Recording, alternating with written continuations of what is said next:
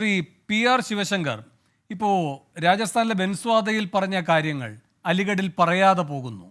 ഏറ്റവും വിവാദമായ ഭാഗമാണ് മോദി ഉപേക്ഷിക്കുന്നത്. അപ്പോൾ സ്വന്തം വാക്കിന് പോലും ഗ്യാരണ്ടി ഇല്ലാത്ത ഒരാളാണ് എന്ന് ഇരുട്ട വെളുക്ക തെളിഞ്ഞിരിക്കുകയാണ്. തെരഞ്ഞെടുപ്പ് കമ്മീഷൻ ഈ കാര്യത്തിൽ എന്തെങ്കിലും മിണ്ടുമോ മിണ്ടില്ലയോ എന്നത് അവിടെ നിൽക്കട്ടെ. നരേന്ദ്രമോദി തന്നെ മിണ്ടാതായിരിക്കുന്ന ഒരു ഭാഗം അത് വ്യക്തമല്ലേ ഇന്ന്?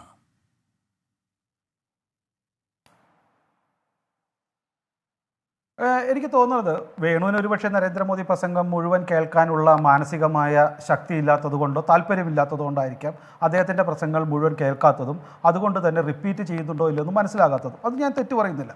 അത് മുഴുവൻ കേൾക്കുകയും അത് മനസ്സിലാക്കുകയും ചെയ്യുന്നവർക്കറിയാം. അദ്ദേഹം ഒരു പ്രസംഗങ്ങൾ ടേപ്പ് റെക്കോർഡർ പോലെ അടുത്ത സ്ഥലത്ത് പ്രസംഗിക്കാറില്ല എന്നുള്ളതറിയാം. ടേപ്പ് റെക്കോർഡർ പോലെ നിരന്തരം പ്രസംഗിക്കുന്ന ആരാണെന്നും നമുക്കറിയാം. അപ്പോൾ അത്തരത്തിലുള്ള പ്രസംഗങ്ങളെയാണ് വേണുവിന് താല്പര്യമെങ്കിൽ തീർച്ചയായിട്ടും വേണുവിന് അത്തരം പ്രസംഗം കേൾക്കാം, കൈയടിക്കാം, അതിനെക്കുറിച്ച് ചർച്ചയിൽ വാതോരാതെ ഉയർത്തി പറയുകയും ചെയ്യാം, ഒരു സംശയവുമില്ല. പിന്നെ പക്ഷേ വേണു തന്നെ പറഞ്ഞ മറ്റൊരു കാര്യം, ഞാൻ വേണുവിനെ മാത്രം എതിർക്കല്ല കേട്ടോ, എത്ര കംപ്ലയിൻറ്റ് പോയി എന്നുള്ള കണക്ക് കൊണ്ടല്ല ആ കംപ്ലയിൻറ്റിനെതിരെ നടപടിയെടുക്കുന്നത്. അപ്പോൾ ഇലക്ഷൻ കമ്മീഷന് നേരെ ധാരാളം കംപ്ലയിൻറ്റ് പോയി, അതുകൊണ്ട് മൂല്യബോധമുള്ള ഇലക്ഷൻ കമ്മീഷൻ കംപ്ലയിൻറ്റ് എല്ലാം എടുക്കണം എന്നുള്ളതല്ല. ആ കംപ്ലയിൻറ്റിൽ എന്തെങ്കിലും ന്യായമുണ്ടോ, അതിൽ വസ്തുതയുണ്ടോ എന്നല്ലേ പരിശോധിക്കണ്ടേ. അല്ലെങ്കിൽ ഞങ്ങൾക്ക് നാളെ ഒരു ലക്ഷം കംപ്ലയിൻറ്റ് ഞാൻ BJP വിചാരിച്ചു കഴിഞ്ഞാൽ കേരളത്തിൽ എടുക്കാൻ പറ്റും. ആ കംപ്ലയിൻ്റൊക്കെ നടപടി എടുക്കുമോ? അപ്പോൾ കംപ്ലയിൻറ്റിൻ്റെ എണ്ണമല്ലല്ലോ, അതിൻ്റെ എന്തൊക്കെ വസ്തുതയുണ്ട് എന്നല്ലേ ആലോചിക്കണ്ടേ. അതുകൊണ്ട് അത്തരത്തിലുള്ള ഒരു ആരോപണം ഈ ചാനൽ ചർച്ചയിൽ പറയുന്നത് ശരിയല്ല. ഈ രംഗത്തെ വിദഗ്ധർ ശിവശങ്കർ തുടർന്നുള്ളതിന് മുമ്പ് പറയുകയാണ്, ഇതൊക്കെ വായുവിൽ നിന്ന് ശൂന്യാകാശത്തിൽ നിന്ന് വന്ന പരാതികളല്ല, ഈ രംഗത്തെ വിദഗ്ധർ ഉൾപ്പെടെ പറഞ്ഞിരിക്കുന്ന കാര്യങ്ങളാണ്. മാത്രമല്ല ചില വിദഗ്ധർ ഈ രംഗത്തെ നിയമപരിജ്ഞാനമുള്ളവരടക്കം തിരഞ്ഞെടുപ്പ് കമ്മീഷന് പരാതി അയച്ചിരിക്കുകയാണ്. വ്യക്തികളെന്ന നിലയിൽ അങ്ങേക്കും അറിയാം അത്തരം വാർത്തകളൊക്കെ വന്നിരിക്കുന്നു എന്നത്. ഞാൻ പേര് പറയുന്നില്ല എന്നേ ഉള്ളൂ. അതിൽ പറയുന്നത് A violation of model code of conduct section 123(3), പിന്നെ 3 ഉപവകുപ്പ് A 125 of the representation of the people act 1951, പിന്നെ section 153A of the Indian penal code. ഇതൊക്കെ ചൂണ്ടിക്കാട്ടിക്കൊണ്ടാണ് പരാതി പോയിരിക്കുന്നത്. അങ്ങേക്ക് തുടരാം. വേണു, ഈ സുപ്രീം കോടതിയിൽ 2 പരാതികൾ വരുമ്പോഴും ഇത്തരത്തിലുള്ള ആരോപണങ്ങൾ ഉള്ളപ്പോഴും ചൂണ്ടിക്കാണിക്കുന്ന പോയിന്റുകൾക്കോ ലോ പോയിന്റുകൾക്കോ എന്തെങ്കിലും കുറവുണ്ടാകാറുണ്ടോ? ഇരുഭാഗങ്ങളും ചൂണ്ടിക്കാണിക്കുമ്പോൾ അതിൽ ബഹുഭൂരിപക്ഷവും ഇത്തരത്തിലുള്ള 2 വക്കീലുമാരും ചൂണ്ടിക്കാണിക്കും ഇത്തരം തള്ളുകയോ കൊള്ളുകയോ എന്തെങ്കിലും വേണ്ടേ? ഇത് അക്ഷരം മിണ്ടുന്നില്ല ഈ സംവിധാനം. അതിനുപോലും തള്ളാനോ കൊള്ളാനോ വർത്താനം പറയാൻ യോഗ്യത വേണ്ടേ? അങ്ങനെയെങ്കിൽ അല്ല ശിവശങ്കർ, അങ്ങനെയെങ്കിൽ ഒരു പിടി കാര്യങ്ങളുണ്ട്. അത് BJPക്ക് മാത്രമായി വരുമ്പോഴാണ്, BJPക്കെതിരെ മാത്രം വരുമ്പോഴാണ് തള്ളുകയോ കൊള്ളുകയോ ഒന്നും വേണ്ടാത്ത അത്രയും നിസ്സാരമായി ഇതെല്ലാം മാറുന്നത്. ഇപ്പോൾ ഉദാഹരണത്തിന് യോഗി ആദിത്യനാഥ് അരുൺ കോവിലിനെ ഇരുത്തിക്കൊണ്ട് അദ്ദേഹത്തിൻ്റെ പ്രചാരണ പരിപാടിയിൽ മീററ്റിൽ ഇരുന്നുകൊണ്ട് പറയുകയാണ്, ഈ രാമന് വോട്ട് കൊടുക്കണം. ഇതിലൊരു എന്താ പറയേണ്ടത്, ഒരു പ്രത്യേകതയുമില്ലേ ഈ പറയുന്ന പ്രതികരണത്തിന്? അതുപോലെ തന്നെ രാമൻ്റെ പടം ഉയർത്തിക്കാട്ടിക്കൊണ്ട് റോഡ് ഷോ നടത്തുകയാണ് അമിത്ഷാ, ഒരു കുഴപ്പവുമില്ല എന്നാണോ? അപ്പോൾ ഇതൊക്കെ പരാതിയായിട്ട് പോകുന്നുണ്ട്.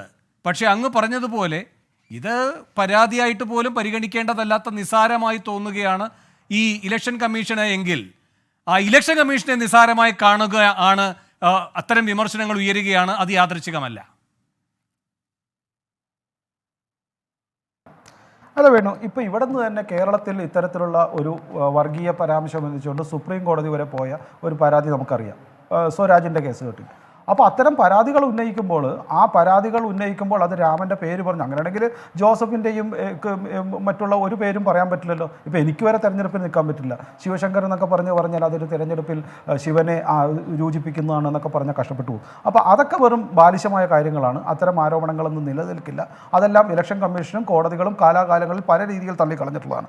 അപ്പോൾ ഇനി അടുത്ത കാര്യം, ഞാൻ കാരശ്ശേരി അങ്ങനെയെങ്കിൽ ഉദ്ധവ് താക്കറെയോട് കർശനമായി പറഞ്ഞിരിക്കുകയാണ് ഇലക്ഷൻ കമ്മീഷൻ ഇന്ന വാക്കുകൾ ഉപയോഗിക്കാൻ പാടില്ല എന്ന്. അപ്പോൾ ഉദ്ധവിന്റെ നല്ലൊരു മറുപടി ഉണ്ടായിരുന്നു, ആദ്യം മോദിക്കെതിരെ നടപടി എടുക്കട്ടെ, അതിനുശേഷം ഇത് പിൻവലിക്കുന്നതിനെ പറ്റി ആലോചിക്കാമെന്ന്. അല്ല, അത് നടക്കട്ടെ, ചർച്ച അതല്ലല്ലോ. ഇപ്പം എന്നോട് മാത്രം ഞാൻ ബാക്കി കാരശ്ശേരിക്കൊന്ന് മറുപടി കൊടുക്കട്ടെ. ഞാൻ കാരശ്ശേരി എന്ന് പറയുമ്പോൾ വേണു ഇത്രയേറെ വിഷമിക്കേണ്ട ആവശ്യമില്ല.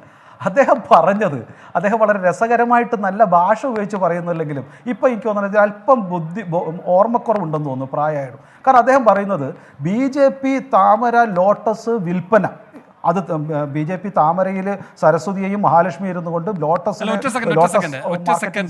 അങ്ങ് കാരശ്ശേരിക്ക് മറുപടി എടുത്തോളൂ. ഹിന്ദു എന്നും ജയ് ഭവാനി എന്നുമുള്ള ഉദ്ധവിന്റെ 2 പരാമർശങ്ങൾ അടിയന്തരമായി പിൻവലിക്കണമെന്നാണ് ഇലക്ഷൻ കമ്മീഷൻ പറഞ്ഞത്. പറ്റില്ല എന്ന് ഉദ്ധവ് പറഞ്ഞിട്ടുമുണ്ട്. ഹിന്ദു എന്നും ജയ് ഭവാനി എന്നും പറയുന്നതിൽ അപാകത കാണുന്ന ഈ തെരഞ്ഞെടുപ്പ് കമ്മീഷൻ ഈ രാമന് വോട്ട് ചെയ്യൂ എന്ന് മീററ്റിൽ ഇരുന്നുകൊണ്ട് പറയുകയാണ്, ഈ രാമായണത്തിലെ ആ വേഷം ചെയ്ത ആളെ വെച്ചുകൊണ്ട്. എന്ന് മാത്രവുമല്ല, ഈ പറയുന്ന അമിത്ഷാ ഈ രാമന്റെ പടവും ഉയർത്തിക്കാട്ടിക്കൊണ്ട് റോഡ് ഷോ നടത്തുന്നു. ഇനി എന്തിനധികം പറയണം? പ്രധാനമന്ത്രി ആസാമിലെ പൊതുസമ്മേളന വേദിയിൽ ഇരുന്നുകൊണ്ട് പറഞ്ഞതാണ്, ആ സമ്മേളനത്തിൽ എത്തിയ ആളുകളോട് നിങ്ങൾ എല്ലാവരും നിങ്ങളുടെ മൊബൈൽ ഫോണിലെ ഈ ഫ്ലാഷ് ലൈറ്റ് ഓണാക്കി വെക്കൂ, സൂര്യതിലക് ചടങ്ങ് നടക്കുകയാണ്, സൂര്യതിലക് ചടങ്ങ്, അതിൽ നാം ഇവിടെ പങ്കാളികളാകൂ. ഇതാണോ തെരഞ്ഞെടുപ്പ് പ്രചാരണം?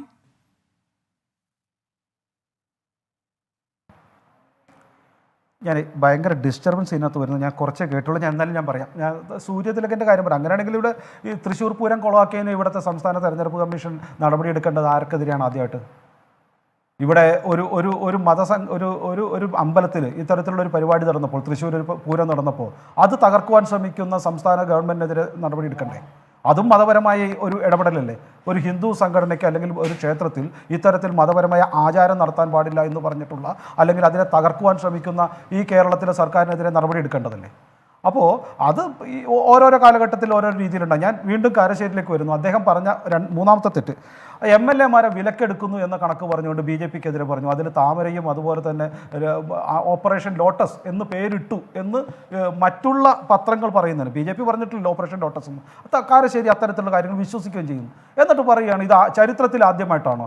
ആയാറാം ഗയാറാം പോലുള്ള പേരുകൾ വരെ കോൺഗ്രസ് ഭരിക്കുന്ന കാലഘട്ടത്തിലുണ്ടായിരുന്നു, അത്തരത്തിലുള്ള ചാക്കടികളുണ്ടായിരുന്നു. ഇതെല്ലാം കോൺഗ്രസ് ഭരിക്കുന്ന കാലഘട്ടത്തിൽ എല്ലാം വളരെ നല്ലതും സത്യവും. ഇനി BJP ഭരിക്കുമ്പോൾ ഏതെങ്കിലും രാഷ്ട്രീയ പാർട്ടികൾ അങ്ങോട്ടും ഇങ്ങോട്ടും മാറിക്കഴിഞ്ഞാൽ കാരശ്ശേരിക്ക് അത് താമര, അത് ലോട്ടസ് ഓപ്പറേഷൻ, അത് BJP-യുടെ വർഗീയ അജണ്ട, ഇതുവരെ ഈ തരത്തിലുള്ള ഒരു മാറ്റവും നടന്നിട്ടില്ല എന്ന് അദ്ദേഹം വിശ്വസിക്കുകയും ചെയ്യും. ഇത്തരത്തിലുള്ള സ്വതന്ത്ര നിരീക്ഷകരെ ഇരുത്തിക്കൊണ്ട് കേരളത്തിന്റെ മനസ്സുകളെ മാറ്റാം എന്ന് വിശ്വസിക്കുന്ന ചില മറുപടിയും പറയട്ടെ. നമുക്ക് 2 അതിഥികളുടെ ഉണ്ട്, ഞാൻ അവരിലേക്ക് കൂടെ പോവുകയാണ്. ഞാൻ വരാം ശിവശങ്കർ.